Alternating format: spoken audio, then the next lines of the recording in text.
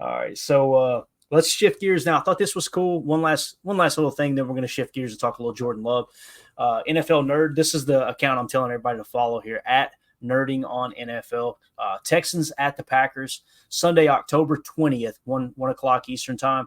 Last week 7 matchup for these two teams were in 2020, and the Packers defeated the Texans 35-20.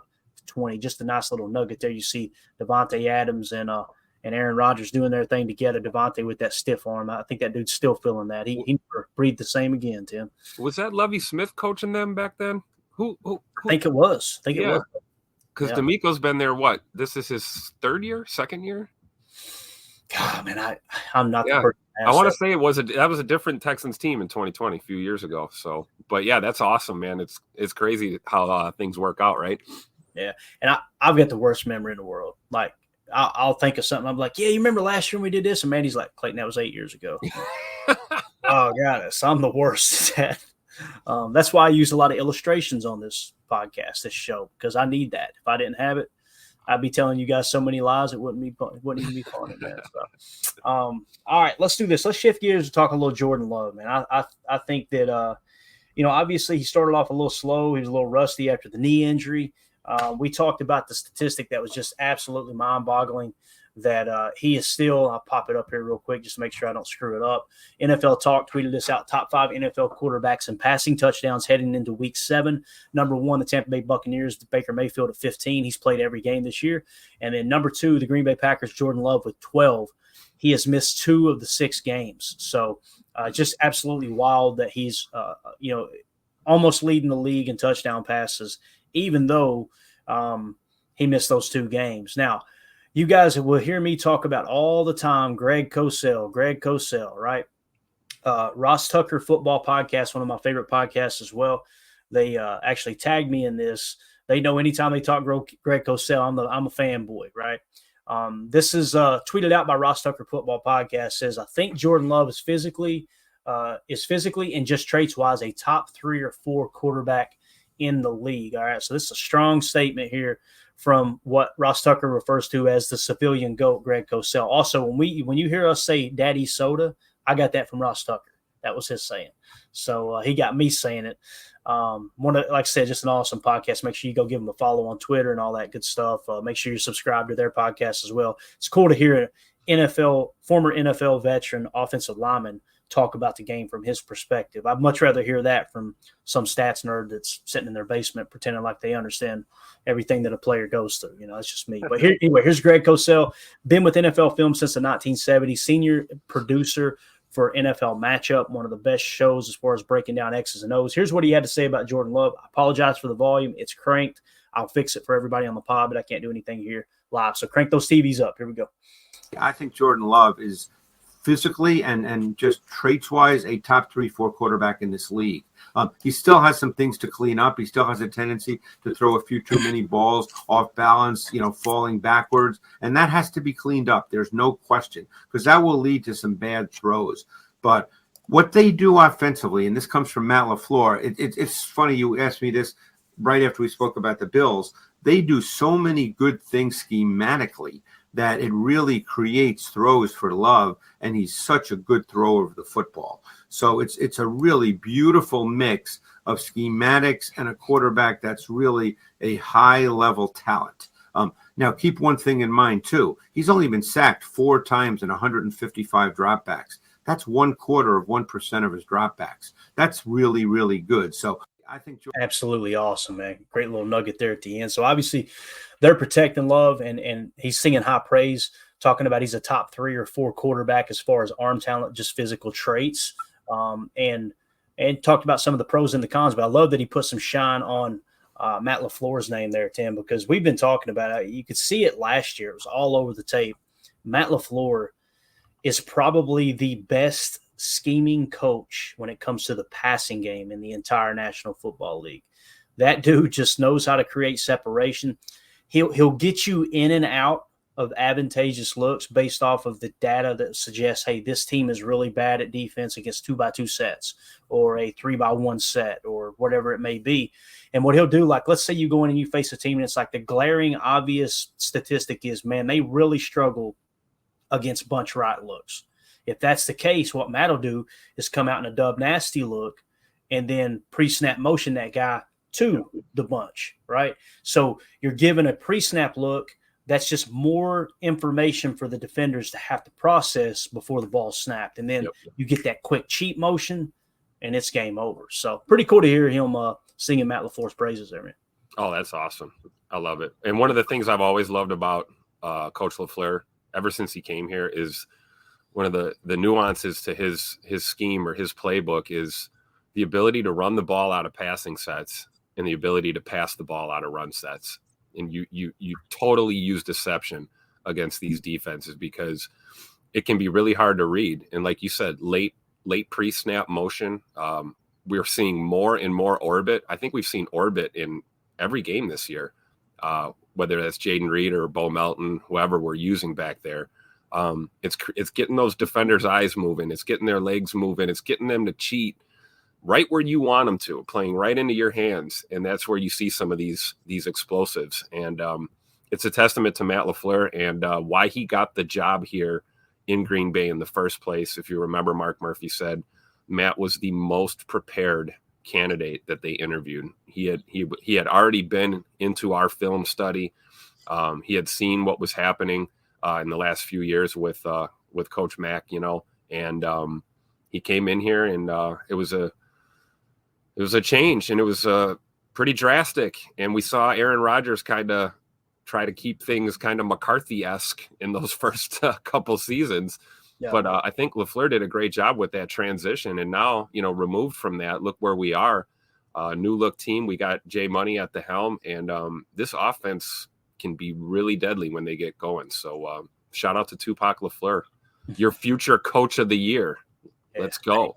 Need to make you happy. Still get pretty good odds on that too. If you want to just put a little something on it. I don't like the gambling of just like the year-end totals and all that stuff. I just feel like it's too drawn out. I like to go week to week, have fun at instant gratification rather than let's put $2,000 down on this bet and hope it hits by the end of the year. I'm just not about that. But it was cool to see though the odds kind of shifting a little bit too. But when it comes to Jordan Love and what Matt LaFleur is doing here, I put a tweet out. I put Packers quarterback Jordan Love has 12 touchdown passes in only 4 games played. Of those 12 plays, 4 are explosives, which means passes of 20 yards or more. All right, quarterback one, QB1 starting to heat up. So I'm going to go ahead and play these real quick and show you which plays those were. So these are all the explosive passing plays for Jordan Love this year, okay? This is the 70-yard bomb to Jaden Reed against, I believe it was the Eagles down in Brazil. So obviously this is the climb route with Jaden Reed. You're just going to see him. I think they motion Watson over to get that bunch look we talked about. And essentially what you've got is a slot cross mixed in with a dagger concept. So what you've got is one guy's going to go deep, one guy's going to run a dig, and Jaden Reed is actually going to run a climb across the field, which is essentially a crosser. Here we go. Let's roll the tape. So you'll see here comes a pre-snap motion, Christian motioning over.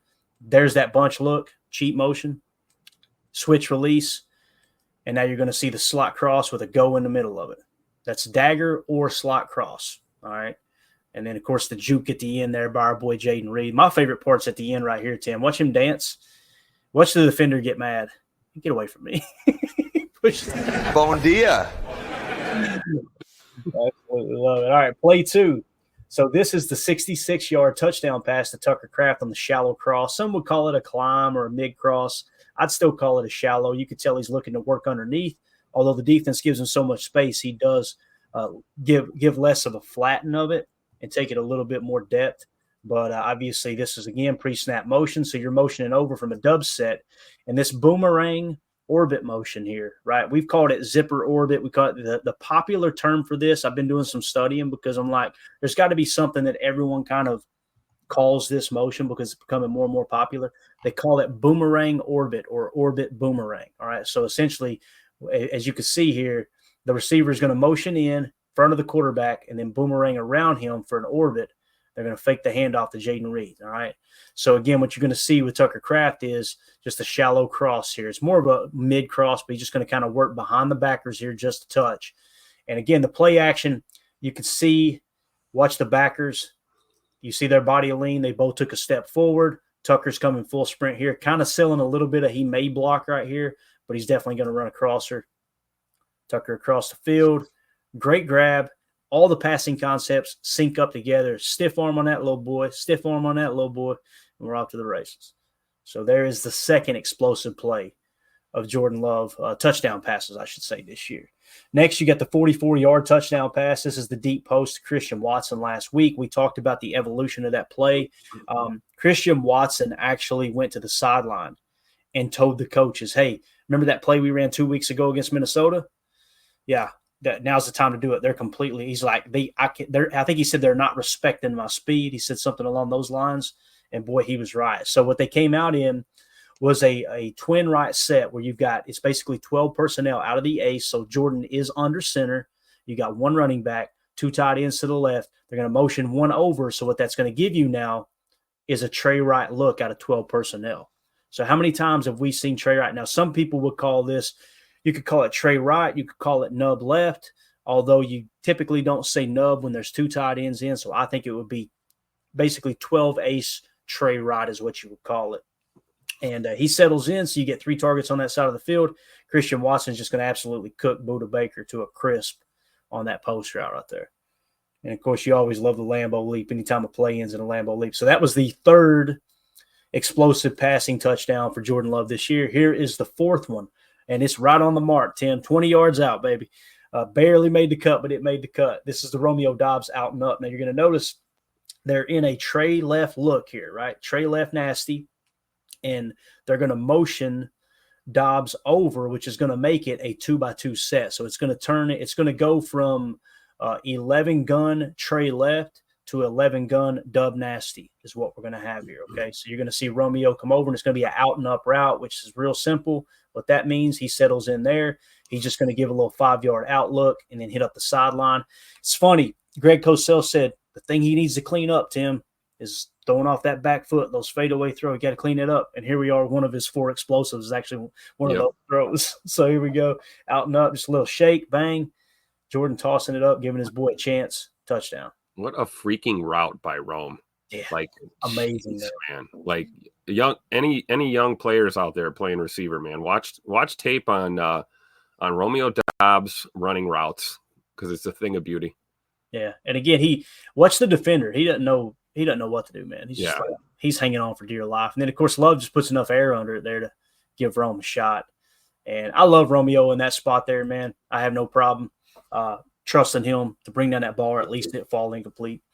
I love the play call there because when they motion him over like that, you can just see the hat count advantage disappear immediately for that defense. And you think play or not play, right? You're putting a guy like Rome, who's, the contested catch king, and you're putting him in a one-on-one. I mean, I'm comfortable saying he's going to win that battle 75 to 80% of the time. I'm going with Romeo Doubs there if he's got no safety help over the top. And even if he does, I still think Rome's coming down with the football. So it's great scheme and great execution there, man. Those guys make it look easy, and that is not easy to do. Yeah, no doubt. Coach Lynn said on that Watson post, he said, watch Watson upshift at the top of this route. There was no shot.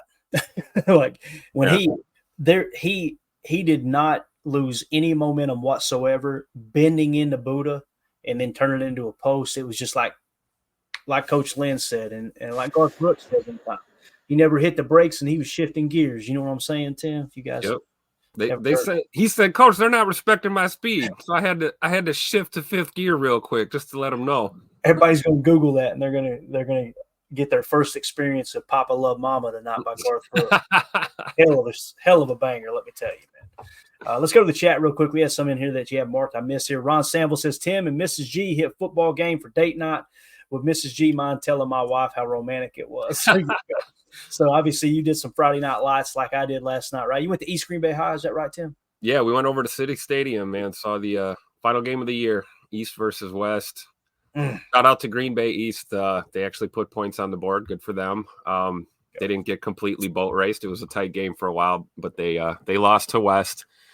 I believe it was 21-6. But I don't know. It was a nice night for football. It was a little chipper out there, but we bundled up and had some terrible hot chocolate from the concession stand. And it's the worst, bro. It's the worst. It's the worst, but you gotta love it, man. It's even in this economy, you can still go to the concession stand and spend like $3 and still get some snacks. So kind of a throwback to the old days. But yeah, I don't know how romantic Mrs. G thought it was. She's a little busy right now. Otherwise, I'd get her down here to let everybody know.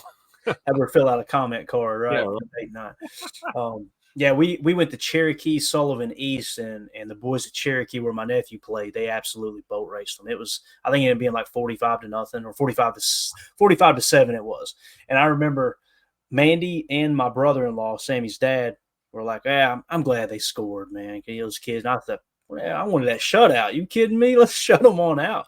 But Sammy caught a touchdown pass, had a little RPO look.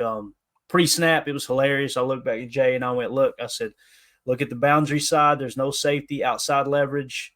If they don't run right here, if he tucks this thing, if he pulls it, throws the RPO, it's a tutter." Sure enough, man, ball snap, pulled it out of the belly, hammered the slant, little looky route, game over. It was cool to see him score again. So actually, he's at the last two games, he's got a touchdown. Let's go. Yeah, enough of that sift blocking. Let's get him the ball. It's funny. What did I just tell you? They had him actually playing boundary X, and oh my God, a kid that's 6'4" and has blazing speed can play boundary X. What are we doing? Hopefully their coaches aren't watching. So sorry about that. Well, Badger Trio says Texans has key players out tomorrow. Should be a heck of a game. Absolutely, man. Can't overlook anybody, right? No doubt. Omer, I send you the pick on X, no probs, talking about the profile pick. Appreciate it, buddy. We'll get that added into the system. And he did confirm he made it out of 2 picks. There you go. So we'll make sure that ain't no problem. Well, Nate Dogg got a special request here, Tim. You think you could help Nate out? I don't know if I think we can arrange that. Just here to tell you, Pack is back. You heard it from a fan right here. Nick McSwain with the chat said, if Love throws 2 touchdowns in the next 3 days, he'll be tied with Rodgers and Brady for the most consecutive games with 2 touchdowns. He went on to say his streak is 11 games right now. Let's read that one more time, Tim. So if Jordan Love throws 2 touchdowns in the next 3 days, he'll be tied with Aaron Rodgers, first ballot Hall of Famer, Tom Brady, the GOAT, first ballot Hall of Famer, for most consecutive games with 2 touchdowns. And that streak sits at 11. That's a pretty damn good company, Tim. That's good company there. That's right. And, hey, why do you think I call him J Money? Let's go. He's going to throw 4 tutters on Sunday. Go. Let's go. Mrs. Green in the house said yes, ... So romantic. Tim, you might be on the ropes, bro. You might be on the ropes. I'd have to take her on a real date tonight. And then she gives a pro tip here. She says, "Tip, bring an extra packet of cocoa if you're going to have the hot chocolate from the concession stands." East Green Bay High taking strays here on the show, man. You don't get that on any other show. That's how you know this one sucks. That's how we roll, man. All right, let's see. We get the chat cleaned up. Let's go to a little Xavier McKinney. You want to talk a little X here for a second? Here's the guy. Right, sir. So I tweeted this one out too, put this out before we went to the ball game last night. Here are all 5 of Packers safety Xavier McKinney's interceptions with specific play call / assignments. All right. Oh boy, here we go. I got to go full screen for this one. Let's go. So we go and a couple of notes I put in there. He can go from shell to post, meaning pre-snap shell coverage, and work his way to the post. He can go from post safety all the way to the sideline to pick a ball off.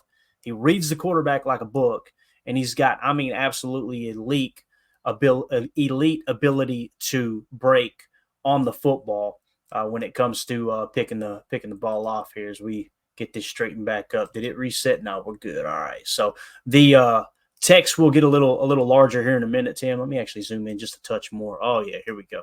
So on this play here, this is against the Eagles, and these are all in chronological order throughout the season, all 5 interceptions. So this is obviously week 1 here against the Eagles. They were back. I think it was the Eagles' opening drive after Daniel Whalen absolutely pinned them deep here.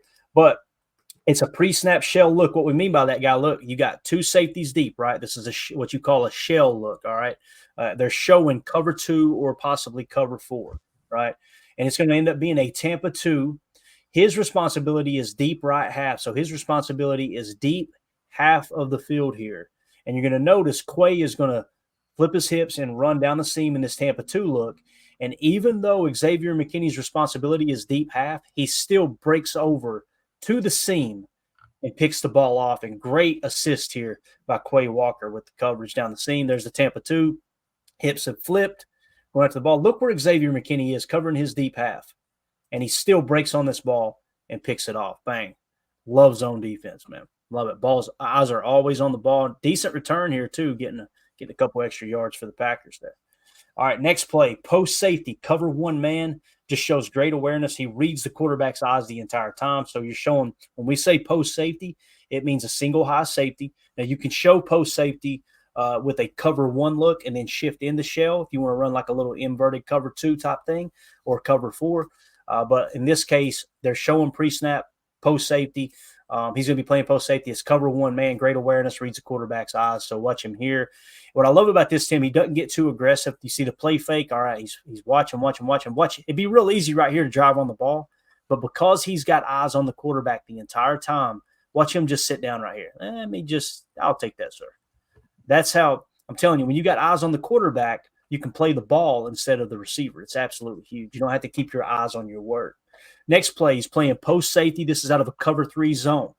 He's going to go from the seam to the sideline. This is that elite break on the ball that we're talking about. So he's up here. He's actually playing the right hash.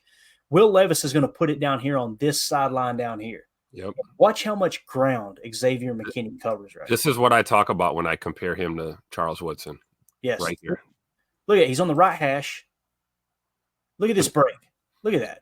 Like, look where he's at when the ball is thrown. And how much ground he covers. Bang. That's just phenomenal. That is insanity how well he plays out of the post getting to the sideline. And Tim, we watched the tape before we signed him, or right after we signed him in the offseason. We were kind of breaking down some of his tape with the Giants. You've seen that, did you not? It was constantly going from post to the sideline, making the play. I think one thing that's not talked about enough probably is the fact that, we know about X's, physical attributes and the, the athletic ability, good hands. We talk about the things he's doing on the field. You can't tell me this guy's not a film junkie like we are. I mean, he's probably got tape on every quarterback in this league, every tendency. He's clearly a student of the game because it's almost like he knows what they're going to do before they do it as a play develops. And that really only comes from, being a student of the game and watching tape on your opponents constantly. And it's just a blessing to have him back there for us, man. This guy is just elite. Yeah, he really is, man. He's making all the difference in the world. And again, like Devondre Campbell obviously played for the Packers last year. He's now with the Niners. He's one of the worst linebackers in the league this year. And you've seen it last year. It's like, what happened to him? Is it injuries? He was one of the worst last year, wasn't he? Yeah, that's what I'm saying. It's like the year before played great, or he played great, then he declined a touch, and then he just hit a wall. Yeah.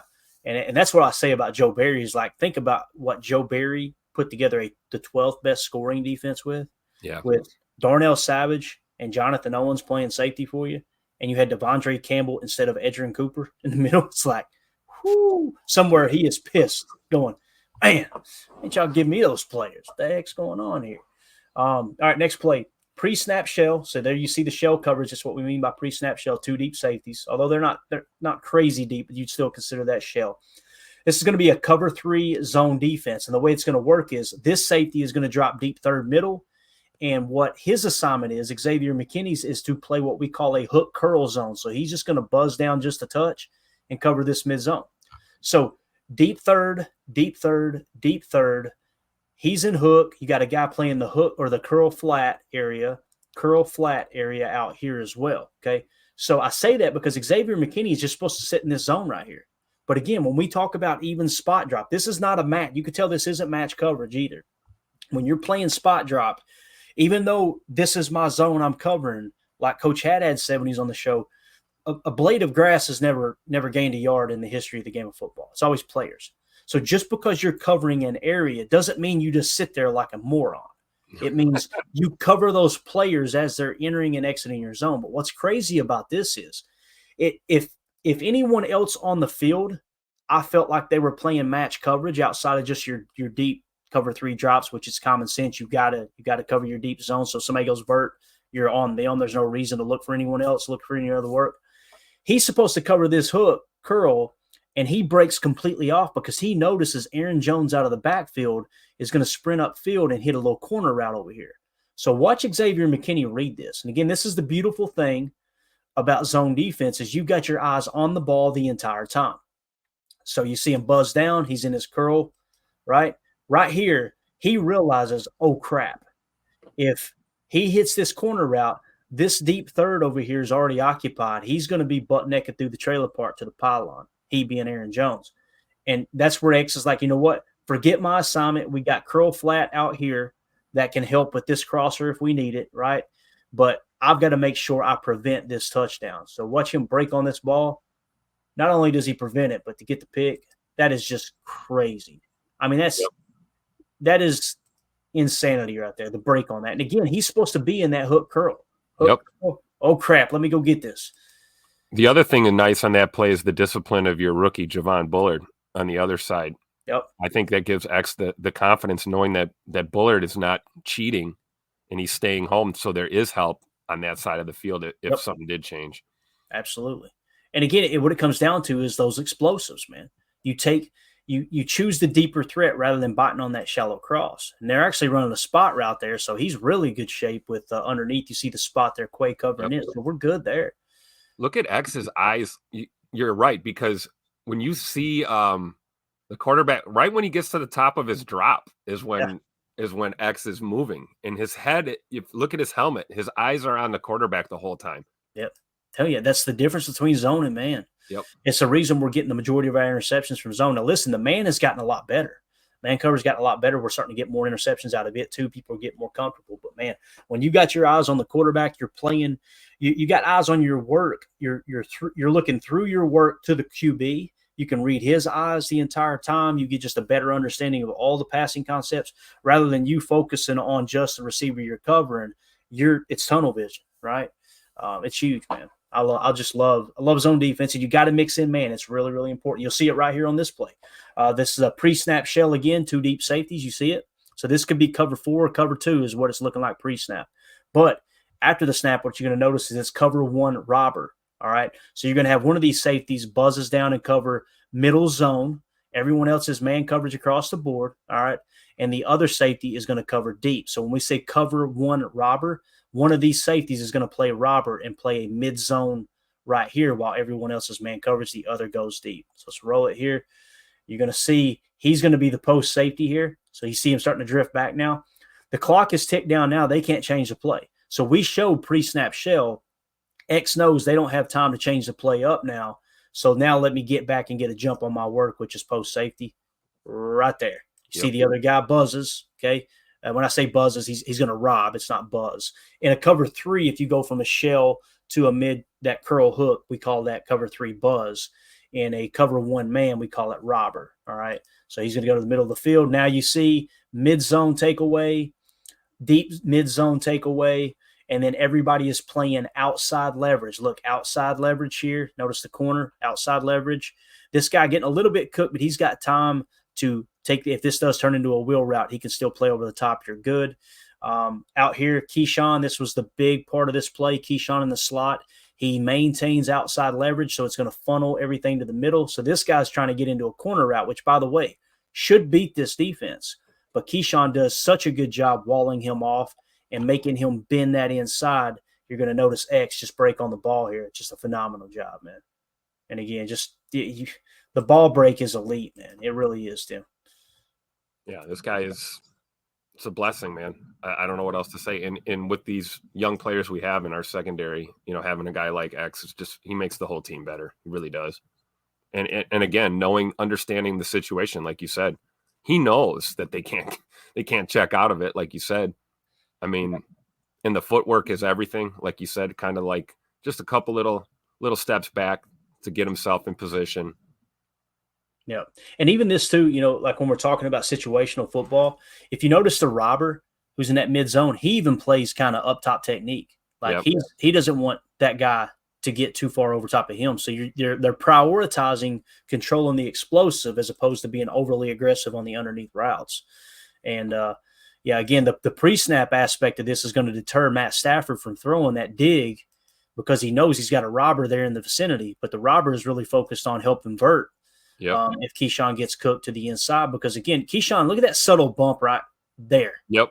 That is huge, man. That's a veteran freaking player out there, dude. Absolutely. Just throw him off. X going to break on the ball. Interception. Love it. That was his 5th interception. Of course, you got to add in a little return here, just a little something. Protect the ball at the end. Good job. Tuck it. Man, it's awesome, dude. I know. I always kind of hold my breath when DBs get a pick and they start running with the ball. You're like, oh my gosh, don't get punched. Don't get it punched, right? And you've seen that slot look over the shoulder, tuck it. Coach Lynn says, I'm convinced X is the definition of a throwback player. You hear him in the locker room, like, Tim, let's be critical of Xavier McKinney right now. What is the negative to his game? What is the negative to him being a Packer? I can't find a single thing. He tackles good. He's great in coverage. He's a locker room leader. It's like he's an intelligent player. You know, I tell you what the knock would be. If you were to flash him, if I flashed up 2 RAS cards, right, and showed 40-yard dash versus 40-yard dash and removed the names, everyone would pick Darnell Savage over him. But I'm telling you, it's right here. And Coach Derek Ansley, who's with the Packers, helped recruit him to Alabama. Coach Nick Saban said, this is my safety right here. This is my post set. Now, they play a lot of box and triangle out of quarters looks. And, of course, they got their infamous red 2, which is like trying to learn to speak Chinese. When you get in the red zone, they got the red 2 that him and Bill Belichick created together. Well, all that equals is a smart football player. First and foremost, go to the tape first.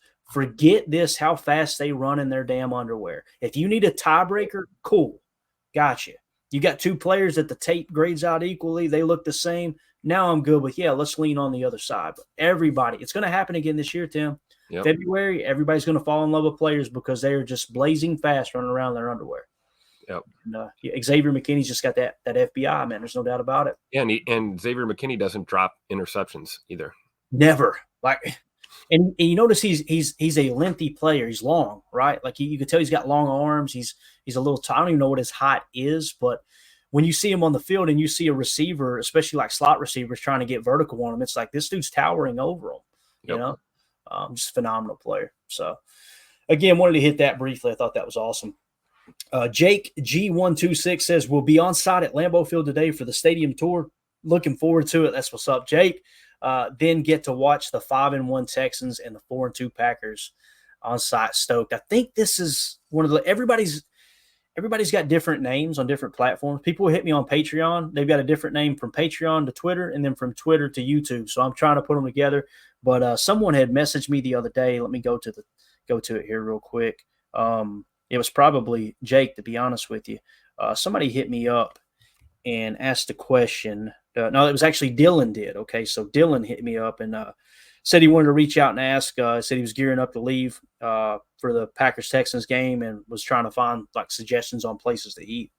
So, listen.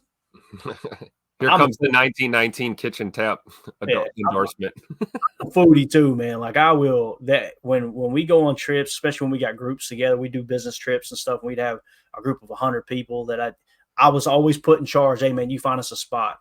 And it was immediately start with the oldest establishment. Let's go to the coolest restaurant we could find, right? But anyway, what I told him was Tavern in the Sky. I said, if you're wanting to go fancy, right? Fancy dinner, Tavern in the Sky right next to Lambeau or the Walnut Room at the Hotel Northland in downtown Green Bay.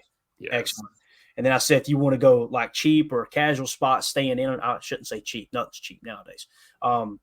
A casual spot around Lambeau Field, you nailed it, Tim, 1919 Kitchen and Tap. And I said, if you just want to have a stomach ache from a big grease spot, go to Crow's West, right? Just get all that deep fried food in you. You're good to go.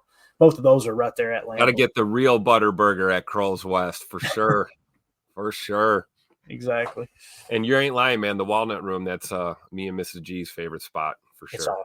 Yeah, it's awesome. And the history, I told him a little bit about the history about it, how some of the Packers players and even the away teams would stay there, and some of the Packers players actually lived there. Vince Lombardi did some of his team meetings there at that specific Hotel Northland. It's got a really interesting story too, because it was this beautiful, nice hotel forever, and then it got ran down. It was purchased by the government. They turned it into Section 8 housing, and then they end up having to condemn the building because it got so bad. And it was just I'm not trying to be mean. I mean, there's places like this all over the country. It just turned into a really, really bad place.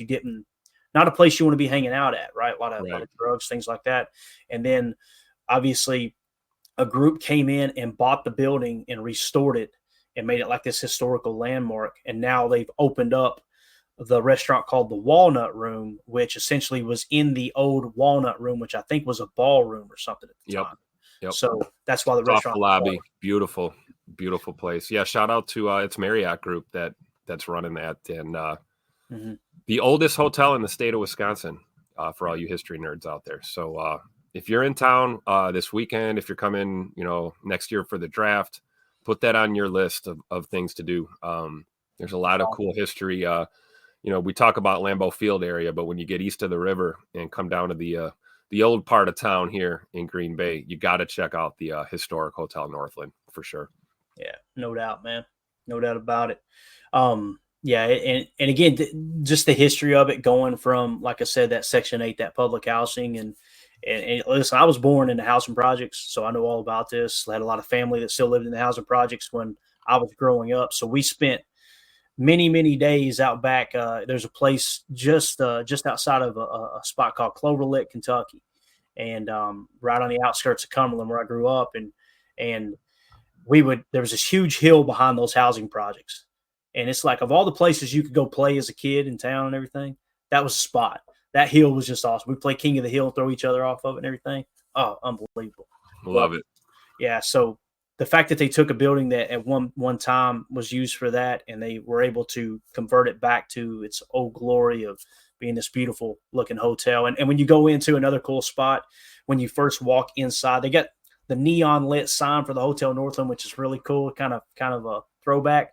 But when you walk in the front entrance, if you go through the front door, at the bottom of the staircase on the handrail is a replica, but it's in like bronze or something of Vince Lombardi's fedora, right? Yep. I don't even know if it's a fedora, but that kind of cap he wore. But yeah, pretty cool how they paid homage to everything. There's pictures of him in certain rooms and stuff where you can tell they used to do their meetings and have their parties and stuff. It's really cool. Yes. Really cool spot. And I'll tell you, if you have one too many whiskeys like I did that night waiting on the Uber, they got a couple sofas out front in that lobby too that you can fall asleep on. Your wife can nudge you and go, "Hey, the Uber's here, knucklehead, wake up." So that may or may not have happened to Clayton here after eating a big dinner. So yeah, you were just like, "Hey, what am I supposed to do?" I mean, cheese curds make my stomach hurt all the time, but I do eat them though. There wasn't no cheese curds in that restaurant, were they, Tim?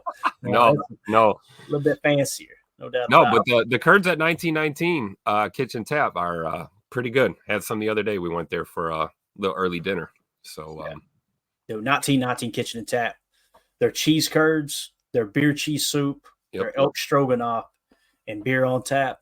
I didn't want to leave. I even asked the bartender, "Can I sleep here under the bar tonight? I'll help clean tables in the morning and stuff. We'll get this thing cranked up." I love that place. It's of all the restaurants I've been to across the country, it's probably top 5 for me. And it's just a sports bar. Yeah, I love it. Absolutely love it. So, all right, Tim, that's it, man. I feel like we hit a lot of information, dude. Obviously, we talked about Houston and some of their team statistics as far as turnovers created. We learned a little bit there, how their defense lines up. They're top 5 in yards allowed. However, they're middle to bottom in points allowed and takeaways. So I think it could be a good game. We hit the injury report. Let's see. We talked about Jordan Love. Greg Cosel's take on Jordan Love showed you his explosive touchdown passes, and also the Xavier McKinney tape there with his 5 interceptions, kind of breaking down what we're seeing there. So, yeah, that's it. Anything else, Bubba? Looking forward to this game. Looking forward to PTA Live tonight. I'm sure we'll dive into the matchups a little bit more. I'll go watch the Texans tape from last week for the 19th time again this afternoon, and make sure that we're ready to go for Sunday's matchup. And I'm excited. I got a feeling this is going to be a shootout type of game. I really do. I think you're going to see 2 of the NFL's best and brightest young stars at the quarterback position going at it all day long. So it's really going to come down to whose defense makes the least amount of mistakes, I think, in this game. I don't think you can afford to get caught sleeping more than once, or you're going to get hit with an explosive. So just looking forward to a great ball game on Sunday. Yeah, definitely. Already Ironminer says, I'm hungry now. All right, bro. Me too. I'm going to go down here and grab a bagel or something. You heard it from a fan right here. You mentioned the explosives. I just got to take a quick gander. I'm trying to remember where they sit as far as explosives go. The Houston Texans are, so they're kind of in the middle. Right in the middle, 8.3% explosive rate. So they're not a very explosive team, and obviously missing Nico Collins is going to be huge. So, again, you can't overlook them, but it kind of feels like this is best case scenario for the Packers team. It's going to be a great test, but we are kind of catching them at the right time, It is, but we can't, if we're getting lit up by Joe Mixon all day, they ain't going to matter about the passing game. We've got to get discipline in those run fits and make tackles in the open field. Yeah, definitely. Omer says, make sure to hit that like button on the way out, everyone. Appreciate that, Omer. Yeah, if y'all would, just take a quick second, hit the like button. Feel free to sub to the channel, share it with your friends, all that good stuff. We appreciate y'all so much. Also, Tim, one thing you got to watch for tomorrow is this guy right here. Oh, my goodness. Don't tell me. He can't possibly be our ref again. Whether he is or isn't, this is always going to be the universal symbol for me to go, hey, you got to watch the penalties, man. Got to keep the penalties in check, right? So that's right. Don't want this guy popping up like the boogeyman. So, yeah, we'd have to call that guy then. There it is. Help me out here, Tim. Let's get out of here, man. Hold on. Where's Jacob? Oh, here's Jacob. For those of you listening on the pod, thank you for making us a part of your day. We'll see you tonight, 7 p.m. Central. We're going to dive into the next-gen insights for Houston Texans at the Green Bay Packers. I'm sure we might find a few films to check out there too. So you guys are awesome. As always, let's go out and be the change we want to see in the world, and go Pack Go.